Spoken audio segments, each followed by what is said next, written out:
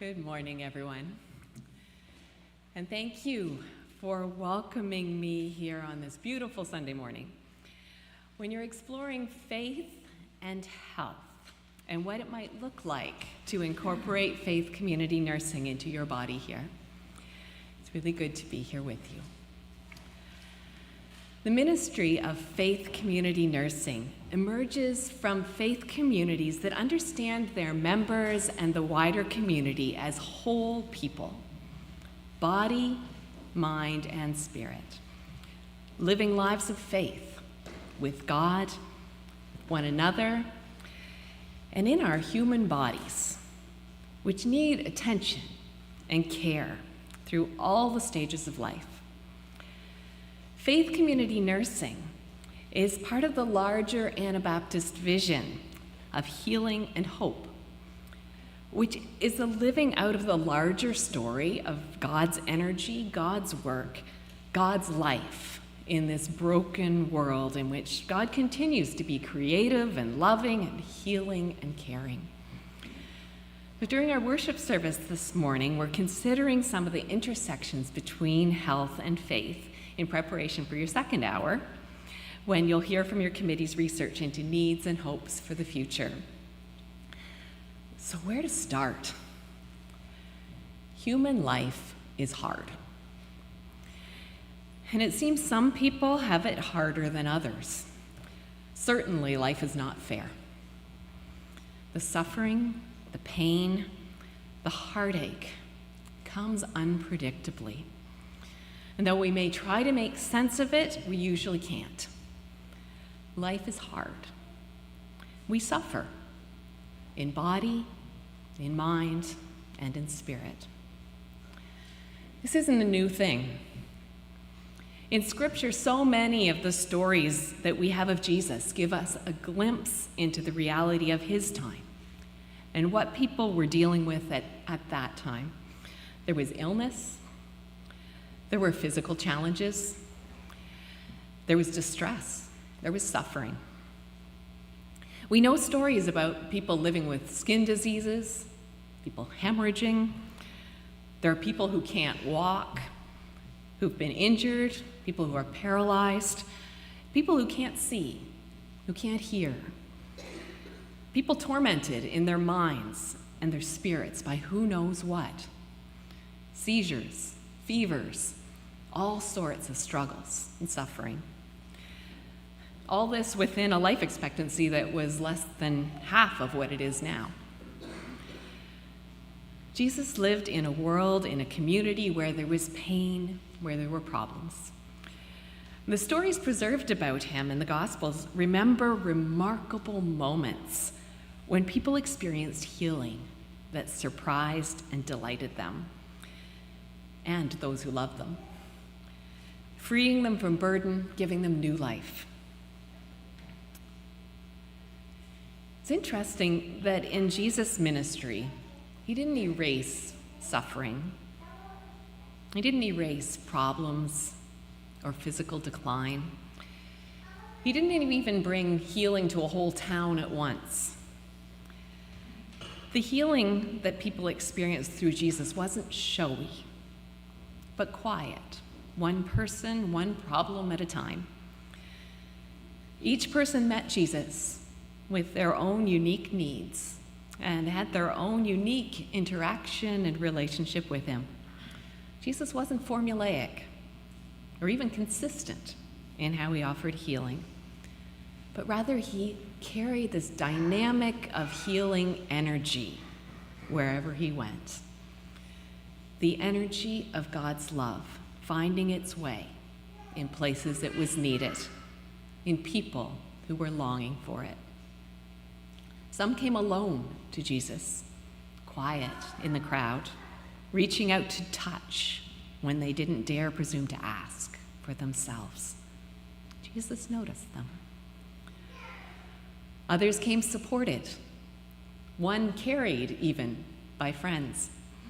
Lowered through a roof, he was placed by his community in the presence of attention to his whole being that brought healing to what was paralyzing him, not only to his body, but to his spirit, as Jesus both forgave him and bade him to stand up and walk. Some, cast out by their community, rejoiced in the freedom given by being seen as clean again after years of rejection and exclusion. Some called Jesus to their homes, desperate for help when they felt powerless in the face of a loved one's suffering or devastated by loss. Parents especially sought miracles and mercy and brought their healthy children too for blessing in anticipation of what might lie ahead. There's stories of people looking for Jesus, but he's moved on. And stories of the disciples frustrated with struggles that they couldn't alleviate. Meeting people in their distress was central to Jesus' work and way of being. All the way to the Garden of Gethsemane, where even in his own distress, he calmed his disciples and he healed the injuries of their attackers. Fast forward to 2025. We move through 2 millennia of Jesus followers seeking to continue Jesus' work of healing. Through prayer and provision for those in need, through comfort and care for those struggling, suffering, ill, or old. Through medicines and nursing, therapies, support systems, building and supporting hospitals, long-term care homes, hospices. Through faith communities surrounding and upholding people in body, in mind, and in spirit, we see Jesus' followers continuing God's work of healing. We have much to celebrate and to be grateful for in our time in history. The knowledge, science, caring skills, and attitudes to alleviate problems and suffering that could be much worse. We've been through times when we've needed to sacrifice, we've needed to support those who are vulnerable. We're well aware of how valuable all of this knowledge and care is to us. Theologically, we've come a long way since the disciples in John's Gospel asked Jesus, "Who sinned that this man was born blind?" We know illness is not a punishment from God. And we know that every single human being is loved by our Creator, who longs that all lives be healthy and whole. New millennia come with new questions for healthcare, for Christ followers, and for God. 25 years in now to the 21st century, what are the questions that we need to be asking about health and wholeness? What is our context? And where are we going? We hear over and over again that we are an aging society, which I talk about a lot, and I'll get there. But we dare not gloss over younger people, and you have a good number of them here. And of course, in our wider community. Life is different today than it used to be on so many levels. So what does it mean to be a healthy and whole person in body, in mind, in spirit? A health ministry could have its hands full with just that question. What does it mean to be healthy and whole, to grow into a life of health and wholeness? How do we nurture children and teens and young adults in our families, in our communities, in our society, toward healthy lives? For all of us living in 2025 and looking into the future, we consider what will support physical health and what's working against it. How do we value these bodies we've been given? How do we take care of them and make good use of them? What about mental health? The stresses on our minds, our thought processes and emotions have mounted as these last decades have flooded us with information and stimulation, with opportunities, with options, with decisions, dilemmas, along with constant comparison and increasing competition, and so much to be concerned about. Our minds are both powerful and vulnerable.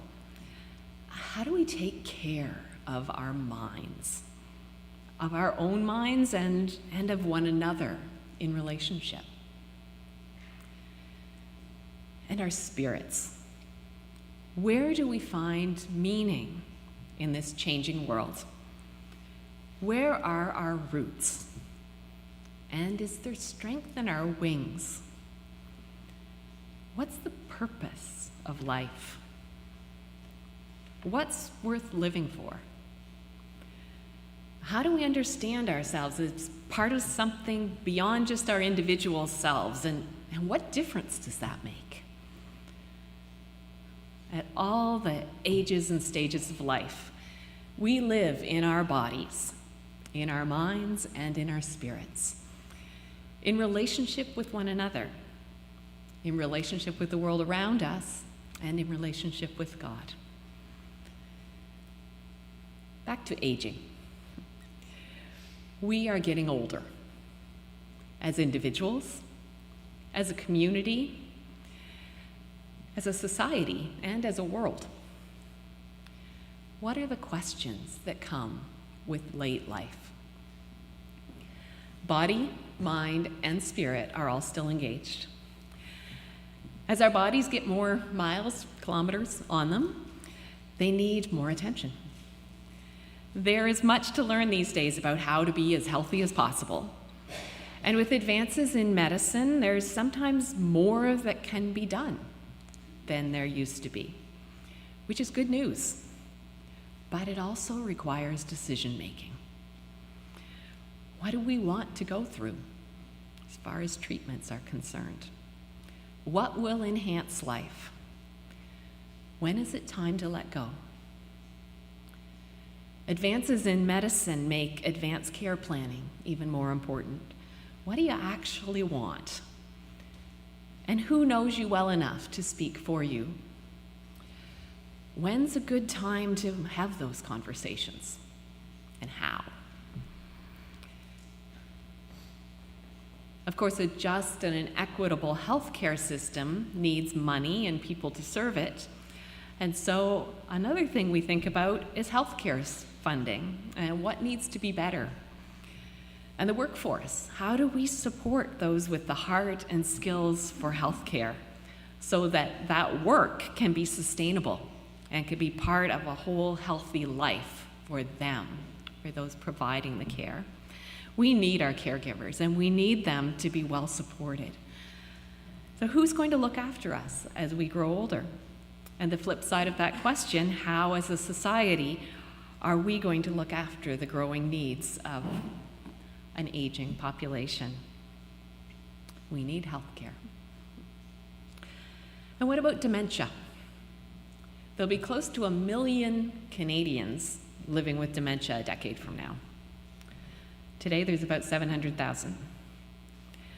What does that mean for us when it's not just a number, but it's our family members, our friends, ourselves, who might be experiencing these changes? Dementia has been so stigmatized, which leads to fear and to more suffering than necessary. We can do better. How do we accommodate the challenges that dementia brings? How do we support people living with dementia and their care partners and their families? How do we love one another well? How do we love ourselves through cognitive change? It's inspiring to watch people support one another in the retirement community where I serve. And to hear of churches starting things like respite days to give people opportunity to come together, to have fun, to be part of meaningful, ongoing community that accepts that changes are happening. We can still be friends. You still belong. At the far end of the spectrum of earthly life, We know that there is a time to die. Even with all the replacement parts we can get, our bodies are not meant to last forever. So while part of health ministry is about supporting health and living, it's also about getting better at being there for one another in the process of dying and death. How do we do that? What will help us grow more familiar and comfortable with the natural experience of death again, after decades of hiding it away in hospitals? Statistics say most people want to die at home, but few do. What needs to change for us to be able to accompany one another through death that genuinely feels good and right? What's the desire for MAID telling us? How can we respond? There's a lot to think about there, too. And all of these questions are not just for the healthcare system, but they're for us as Christ followers. And we hold these questions in prayer. We'll navigate our questions in relationship with God. So we heard the Beatitudes this morning. Matthew 5, 1-16. Blessed are the poor in spirit, those who mourn, the meek. Jesus reached out in blessing to those who were suffering in body, mind, spirit, and drew them back into community. Perhaps that's the best good news for us as well. Though life comes with challenges, with suffering, we have one another. God lives in us, and God's love is made complete in us. The blessings of the Beatitudes affirm that it's okay to be weak, to be frail, to be sick, to need one another, to be embraced by community through changes, decisions, waiting, healing, letting go, grieving. Your desire to explore a health ministry here at Rockway is a beautiful example of your faith community doing just that, welcoming and supporting one another just as you are, body, mind, and spirit. And so may God guide and provide as you discern your way forward.